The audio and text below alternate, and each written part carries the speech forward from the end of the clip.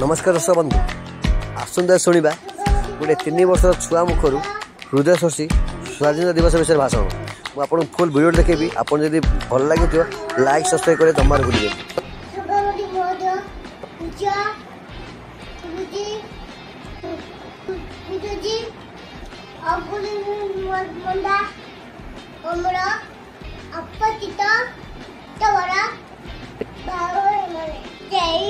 स्वाधीनता दिवस विषय किसी कहबार सुजोग मिलि मुझको धन्य मन करछु। आज हूँ गत 1999 मसीहा राज्यता 5 तारीख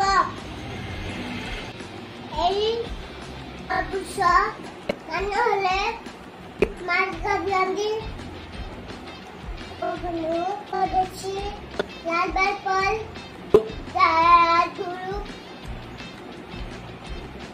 आजादी जगू आम देश स्वाधीनता लाभ करथिला मोर